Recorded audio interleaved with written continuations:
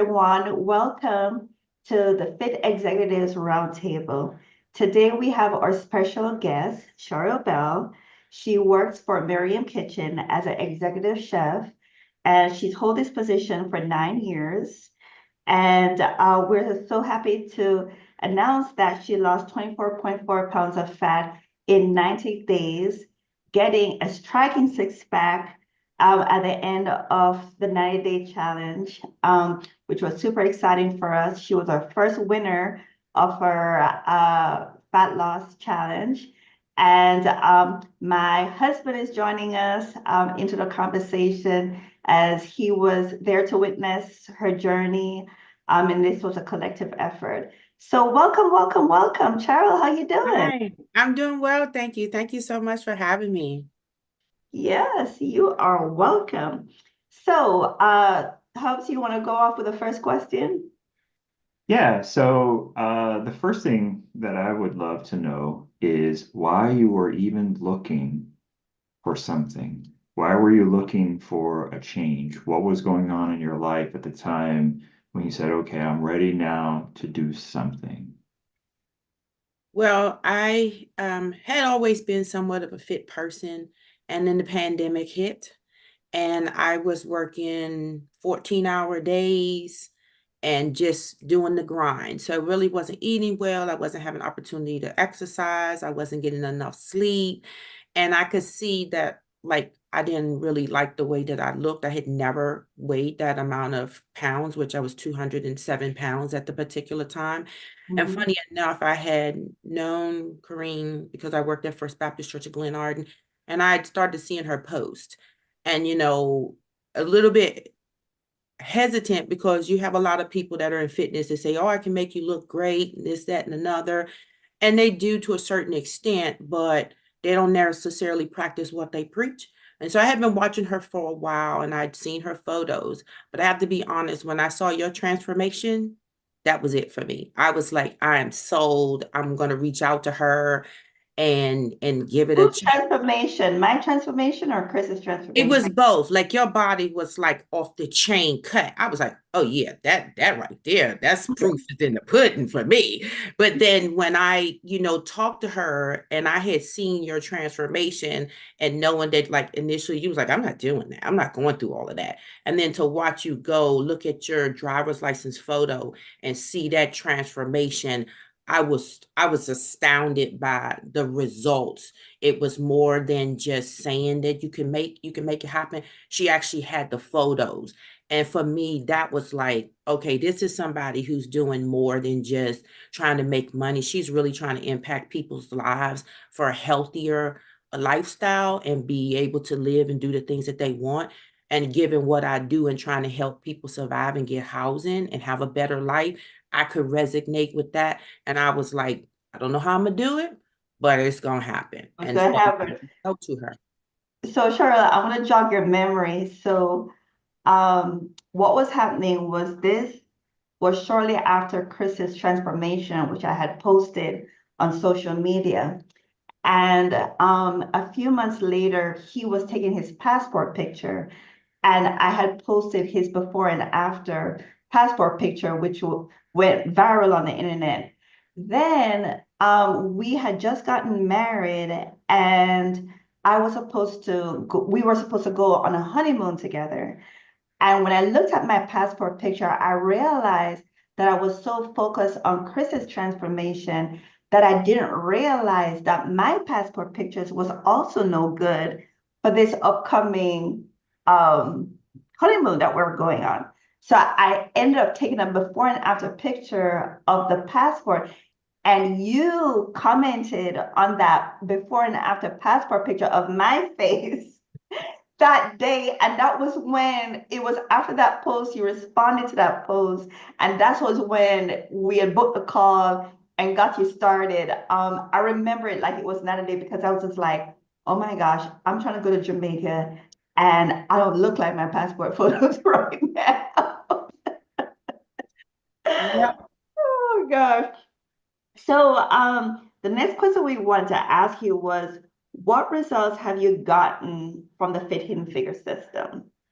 Oh my God. Like I have better metabolism. I'm leaner.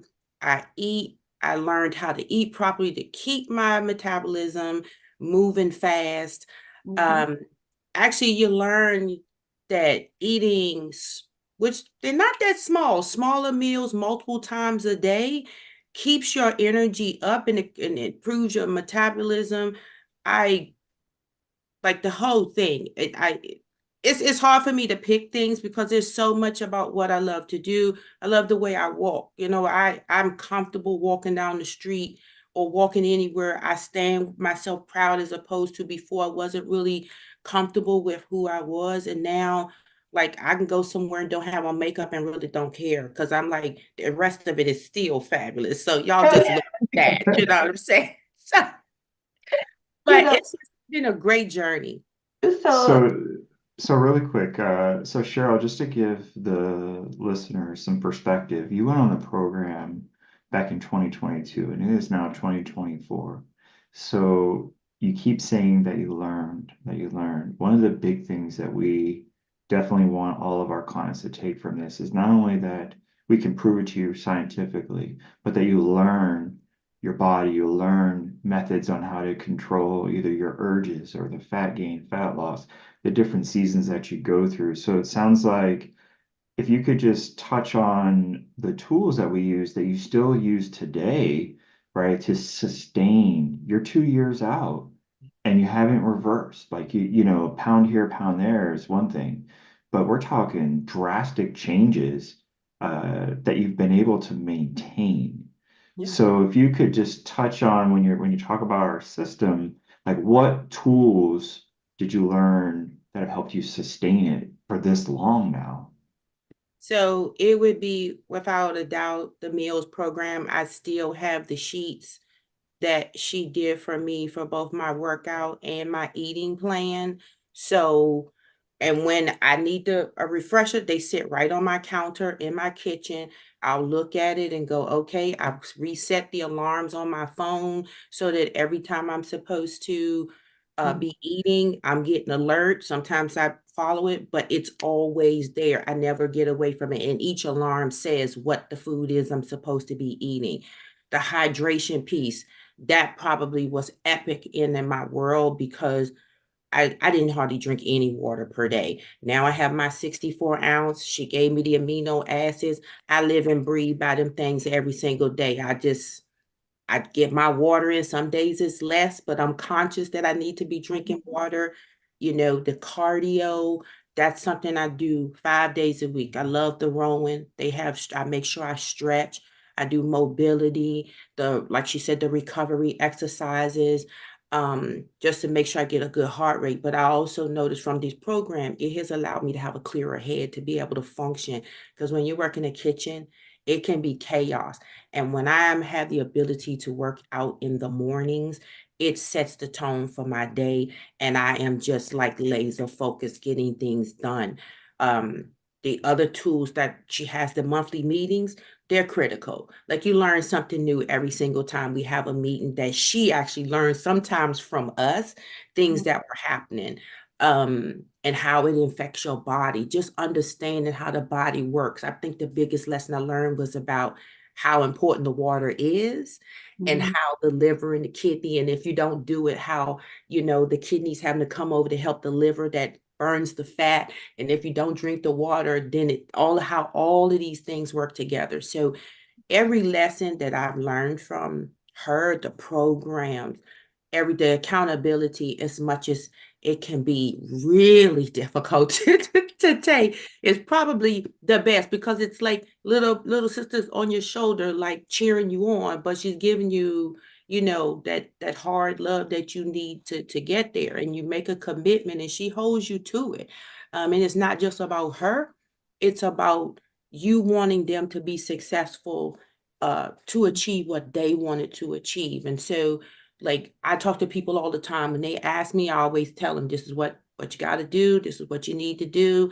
I give them the nuggets that I get here, and I tell them, if you're interested, this is the place to go. And I always pull out your Facebook, and I'll be like, see, these are the transformations. They're not giving you, yes, this is the real deal. And so it's just really been an eye-opener as to the ability that I have to control my health based on the tools that she has shared with me, the meals program, how your body works, the DEXA scans, the water, the just all the things about the steps. She figured out that that's how I was getting all these amazing things that I was getting because I was walking crazy and just, not too far ago, she realized how important the steps were. And so that's something that she's still learning from us to be able to grow her business and create things that'll work for people. And I think it's great that even though she is extremely successful, she's still learning, still growing from her clients and utilizing those resources to continue to help the people that become a part of her program. And then we have a community that can work together to like keep each other accountable when we're off the program. So I just think it's been a game changer for me. Game changer. If I, knew people who could have to afford the program, I would send them. But I tell people from the get, if you're not serious about what it is that you want to achieve, don't waste her time and don't waste mine, because this is about people who seriously want to change and impact their lives and the way they live and the ability to do the things they want to do moving forward. If you ain't about that, you're wasting my time. Wasting my time. It's so funny. You touch on so many good nuggets, like the accountability. So, that's one thing I'm very, from my spiritual transformation, learned the importance of accountability. But I remember our accountability took on so many different faces where I was just like, the minute you miss a workout or you didn't log your meals, I was on you and blah, blah, blah. And then I remember the moment when we were away in Jamaica for a honeymoon and I was checking in on you and you replied to me, you're like, you're making me uncomfortable texting me while you're on your honeymoon. I was just like, oh no, she didn't. And then another funny moment with the accountability was when you logged that carrot cake. Do you The remember? banana bread. Or the banana bread. You logged the banana bread. And I was just like, oh no, she didn't just log the banana bread. And I was just like, and you sent me your, and I'm like, you love the banana bread. You didn't send me check-in photos and blah blah blah. And I was like on you, and then you just replied with a six-pack ab picture with you in a bikini in Aruba. I was just like, that's my check. That's so good. Shut me up big time. Those accountability texts over the course of those 90 days were epic. There were a lot of serious times, but there were a lot of fun times as well. Because it's intense. I tell people it is intense because there would be days when I'd be like, oh, I'm not doing this today. And then the next thing you know, do we need to get on the call? I was like, oh, damn. So, because I'd be like, I'm working my butt off. I don't have time for all of this, but I'm like, it's gonna be 5:30. She's gonna be chiming in here in a minute with whatever's not need to be. But I also remember you saying, if you don't log it, I will be able to tell from your DEXA scan. So I was like, I'm gonna put it on here. But then what would happen is I'd get my DEXA scan and still have lost fat. So then it was Hey, I can get away with a little carrot cake here or there. Which was another funny one was you had a log on where you had chicken wings logged, and I was just like, why do you have chicken wings logged on your MyFitnessPal?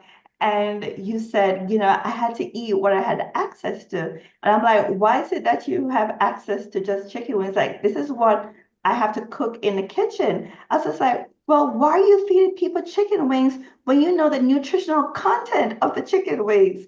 And then she had to break down that as an executive chef, she is rated on the ability to draw people in to eat the food and that kind of a thing. So she can't be giving people chicken breast and rice.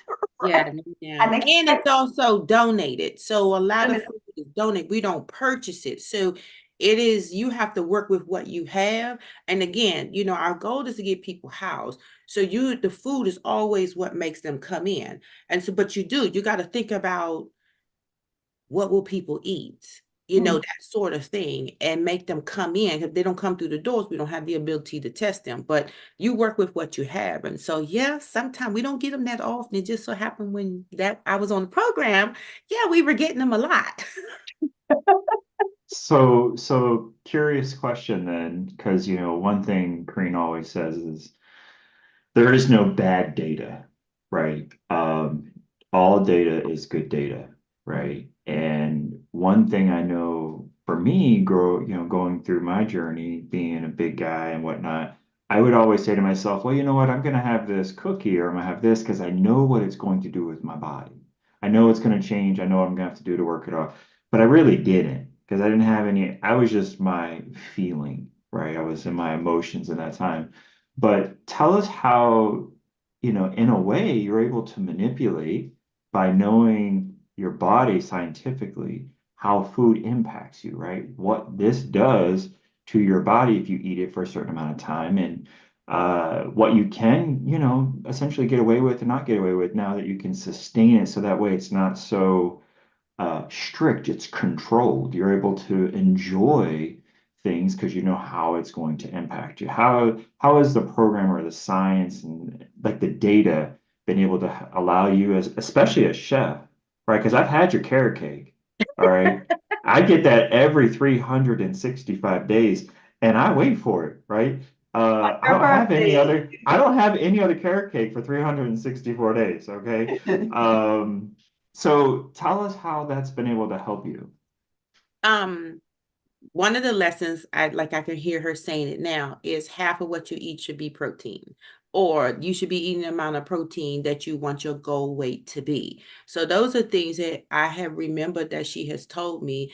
And so that's my gauge. But I also know that it doesn't do you good to not allow yourself things that you would like to have, because what ends up happening is you OD on them if you get an opportunity to do so. So it's like, it's just a little, get a small piece so you can still enjoy it. So you get a small piece of cake instead of a slice that's like 3 slices big. You're going to get you a sliver, get your taste, you get it, you get to enjoy it. Plus, the people who you're with don't feel like, oh, well, she doesn't want to participate. That way, you get to participate, get a sample, get to enjoy it, but at the same time, be respectful that, like, I'm still on a program, or I still want to maintain what I have. I don't have to eat 3 pieces of cake to be able to have a good time. I can have a little bit, enjoy myself, and then just go right on back to the routine. Because if your body, once you're on and understand your body and the data and all of that, your metabolism is working.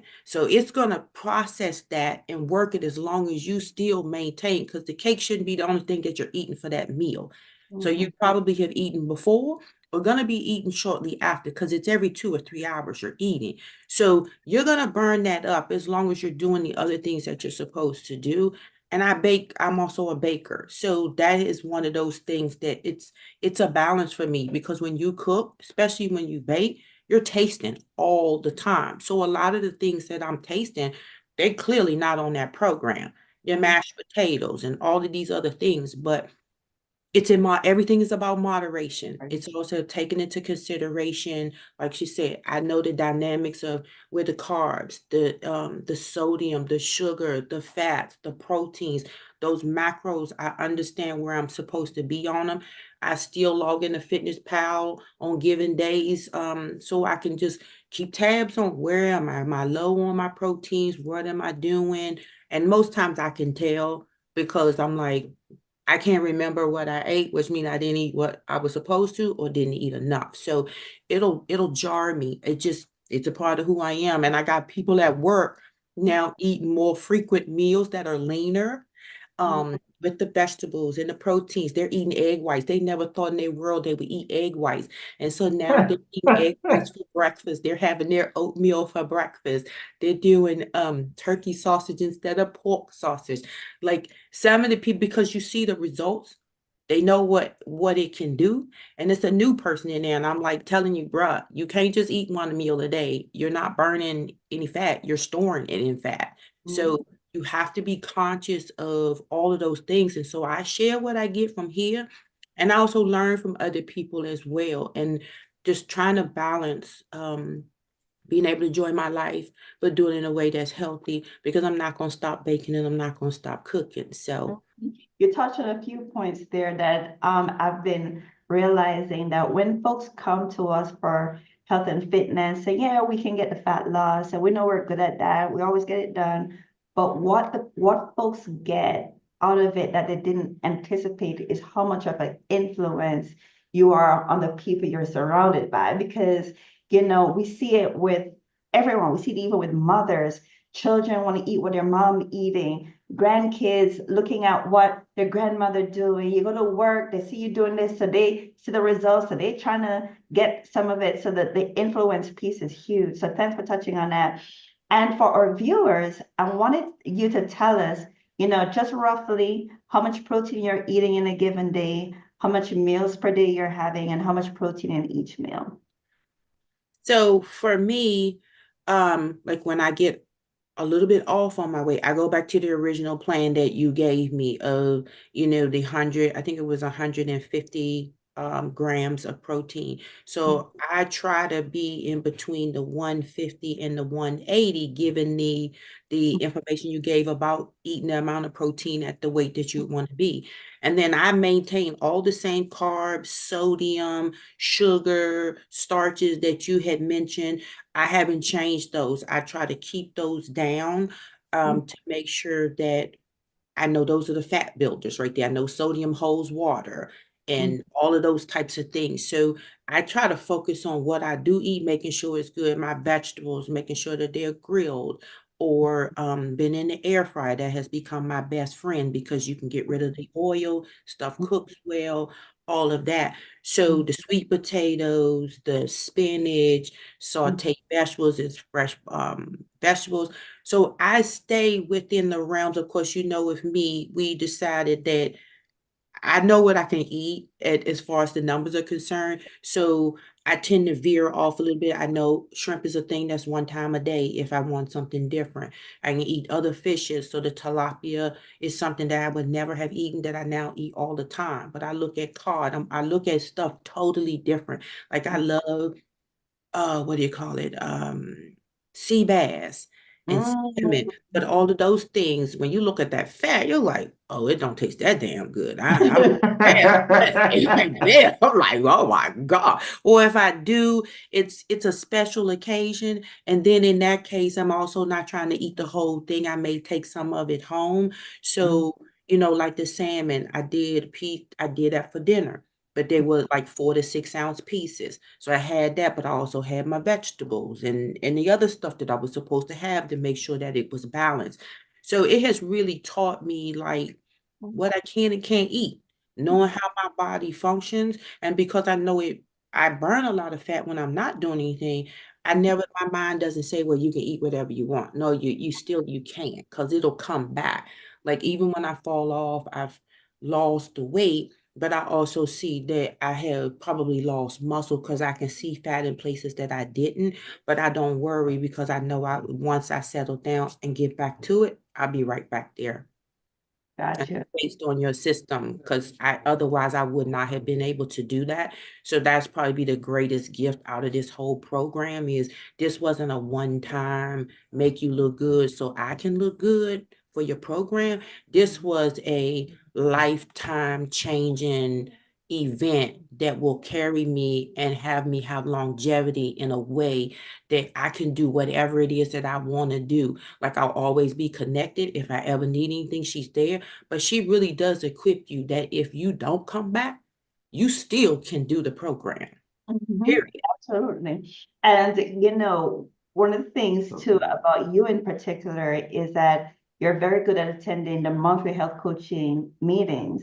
And when you attend those meetings, you're now like, the Fit and Figure program like the back of your hand. So when you come, you become an inspiration to the new folks that are joining the program. And I see you teaching a lot, you know, and that really blesses my heart, because I can see that you got the knowledge and you're turning around and making dynamic disciples.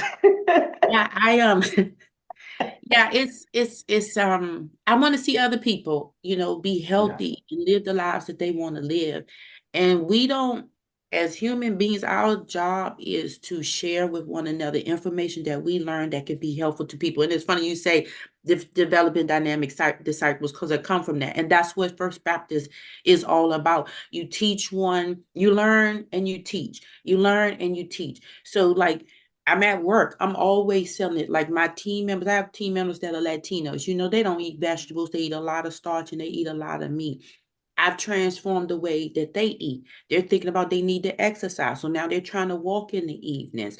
The other gentleman that just started for me, like I said, I got him eating egg whites. He was like, I ain't never think I was gonna eat no damn egg whites. He eat egg whites every single morning. He'll get the turkey sausage. He'll make the stuff. Them alarms. He done put the alarms on his phone so he know when it's time to eat. He's drinking all the water.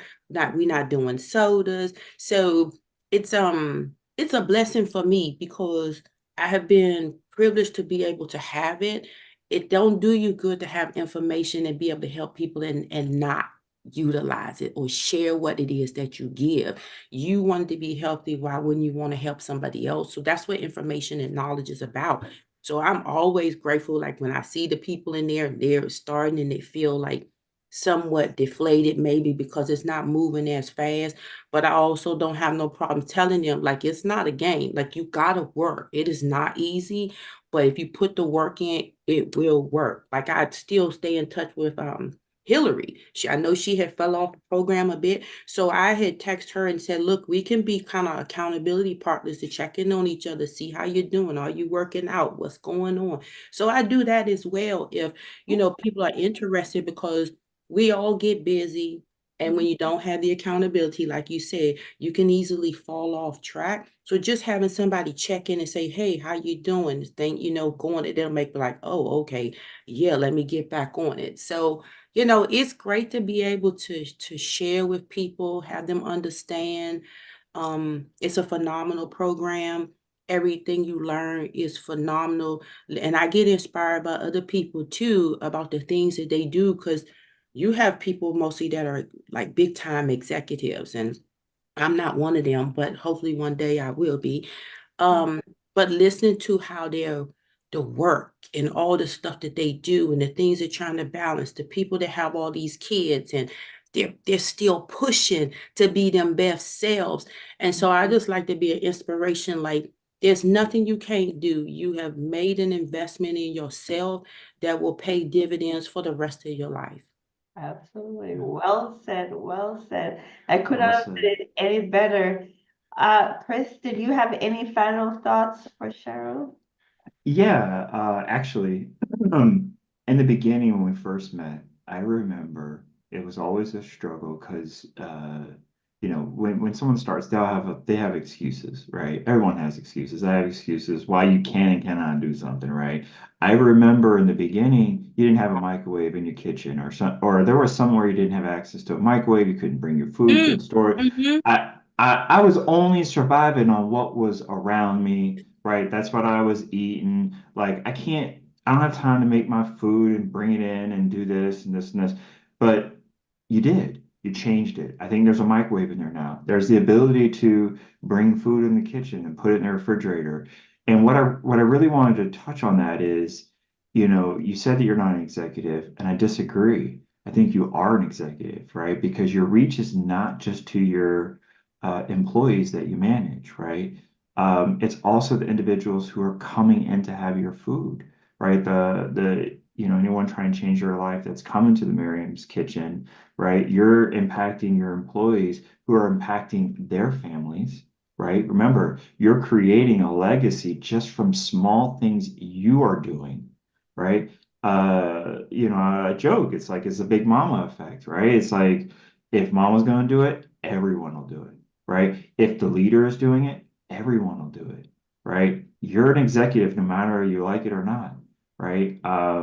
So I applaud you more than most, right? Lawyers, okay, accountants, this, vice president. You're an executive chef. You're only surrounded by food, Yeah. right? Yeah. You're only surrounded by food. To me, that's a bigger access, a bigger challenge. You can cheat a whole lot easier than most, right? And you don't. And I think the reason is that we were able to let you look under your own rock. You know how you can lift up a rock and you don't know what you're going to find? Well, you found yourself, and that's the whole point. You were hidden and you found yourself, right? And the program allowed you to do that. So to me, I just want, I know I'm rambling here, but my point is that I want to make sure you are an executive, Thank right? Don't diminish that fact. You are changing lives. Jesus only wants one. Just remember That's that. and you're an executive. That's why you're here with a Fit Executive And Roundtable. you're my I fave, right? appreciate that. You're welcome. So yeah, and so Karine, if you want to just close out, Yes. um, So Cheryl, this was an amazing conversation. Thank you, my ride or die hubs, for interrogating Cheryl with me. But man, I always learn a lot when I speak with you. And I know the viewers are going to get a whole lot of good nuggets yes. from what we discussed. And thank you for giving of your time. You're so generous with your time and you're so generous with giving back to the community. And, we really appreciate it. So thanks again for listening to our first episode of Fit Executives Roundtable. Thanks for listening. Thank Goodbye. you. Thank you.